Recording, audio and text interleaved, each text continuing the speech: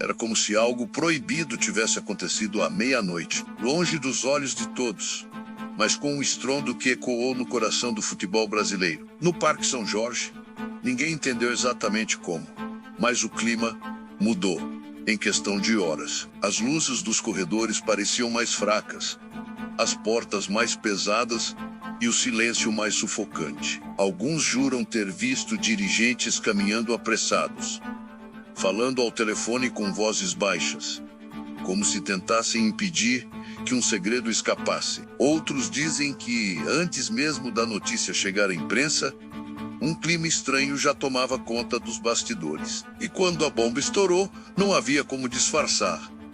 Cauê Furquim, a joia mais promissora da base corintiana, não pertencia mais ao timão. O destino, o Bahia, mas a transferência não seguiu o roteiro de um negócio comum. Ao contrário, parecia mais com uma cena de filme de espionagem, onde cada passo é calculado, cada movimento é feito na sombra e nada é o que parece. Entre supostos áudios vazados, mensagens interceptadas e reuniões que nunca entraram na agenda oficial, começou a se formar um enredo que poucos ousariam contar. A sensação era clara.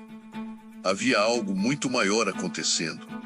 E o contrato era apenas a ponta de um iceberg que se estendia para além do futebol. No banco de reservas, alguns jovens da base trocavam olhares desconfortáveis, como se soubessem de mais do que deveriam. Nos corredores, funcionários desviavam o olhar quando o nome do jogador era mencionado. Torcedores começaram a se perguntar como, de um dia para o outro, o clube havia perdido uma de suas maiores promessas, sem ao menos uma coletiva, sem despedida, sem uma explicação convincente. A desconfiança virou combustível.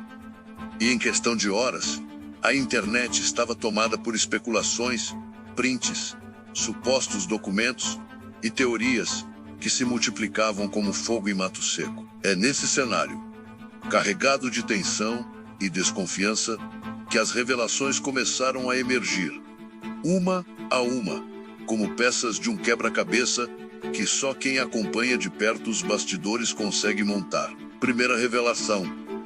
Segundo fontes próximas à diretoria, a saída de Cauê caiu como um míssil no vestiário corintiano. O Bahia teria pago a multa rescisória de apenas 14 milhões de reais, valor considerado irrisório diante do potencial do jogador. E fez isso sem qualquer aviso prévio, aproveitando-se de uma brecha na legislação brasileira que impede multas mais altas no mercado interno. O detalhe que revolta é que, até onde se sabe, nenhum dirigente do Timão foi avisado com antecedência. Foi como se, numa manhã qualquer, o clube simplesmente acordasse sem seu diamante. Para alguns, isso não foi apenas um golpe jurídico, mas um recado claro de que há quem esteja disposto a agir nas sombras para tirar talentos de Itaquera. Um ex-dirigente chegou a dizer, em off, que alguém errou feio ou simplesmente deixou acontecer. Segundo a revelação,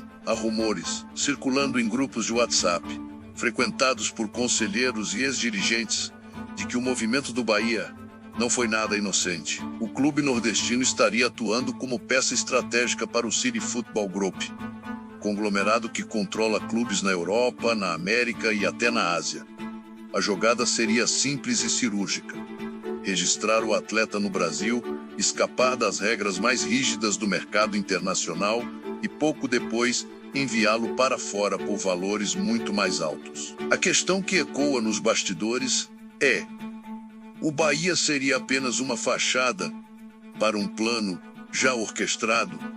Meses antes, as conversas, segundo fontes, começaram muito antes do Corinthians imaginar que perderia seu jovem talento. Para quem acompanha os bastidores, isso cheira a operação milimetricamente planejada. Terceira revelação: áudios que teriam circulado entre empresários e funcionários do clube indicam que a renovação com o Corinthians estava praticamente pronta para ser assinada, um contrato novo, aumento salarial e garantia de espaço no time principal. Tudo estava no ponto final. Então, de repente, a negociação parou, silêncio total. Pessoas de dentro afirmam que a operação já estava cozinhada desde o início e que o destino final de Cauê jamais seria permanecer em Itaquera. Para alguns, a sensação é de que todo o processo de renovação não passou de uma cortina de fumaça para manter a torcida calma, enquanto,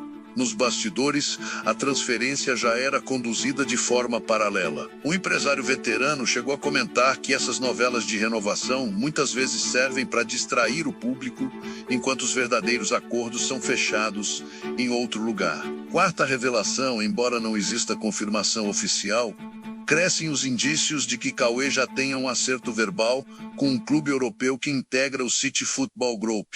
Esse tipo de acordo, se for real, explicaria a pressa e a precisão com que o Bahia entrou em cena. Afinal, transferir diretamente um jogador do Corinthians para a Europa significaria lidar com multas e taxas internacionais elevadas. Mas, usando o Bahia como ponte, o negócio se tornaria muito mais barato e rápido. Para alguns especialistas em mercado da bola, esse tipo de triangulação é a nova fronteira da criatividade nas transferências, mas também um terreno fértil para manobras que beiram a ilegalidade. A pergunta que não quer calar é: quantos outros casos já aconteceram sem que a torcida sequer percebesse? E mais, quantos estão acontecendo agora mesmo, longe dos holofotes, com outros jovens talentos sendo preparados para seguir o mesmo caminho? Quinta revelação nos bastidores do Parque São Jorge,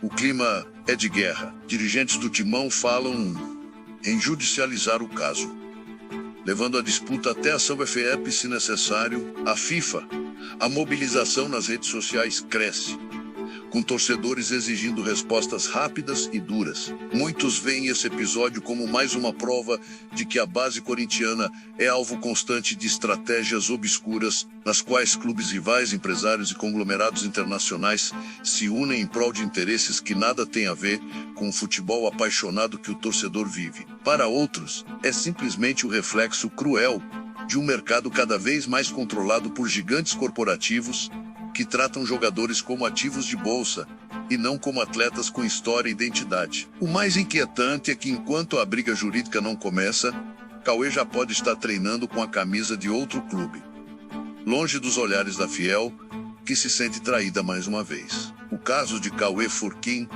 não é apenas sobre futebol, é sobre o choque entre a paixão de milhões e a frieza de um mercado bilionário. É sobre como, em um piscar de olhos, um jogador que cresceu sonhando com a camisa de um clube pode se tornar apenas mais um número em uma planilha de lucros. É sobre como acordos silenciosos, cláusulas escondidas e reuniões à porta fechada moldam o destino de atletas antes mesmo que eles pisem no gramado como profissionais. E enquanto a poeira ainda nem começou a baixar, uma pergunta paira no ar, como nuvem carregada antes da tempestade. Será que o Corinthians vai conseguir reverter essa situação? Ou o destino de Cauê Furquim já estava selado muito antes da torcida saber da verdade? Deixe sua opinião nos comentários, inscreva-se no canal, ative o sino das notificações e deixe o like para que possamos continuar trazendo o tipo de conteúdo que ninguém mais ousa mostrar.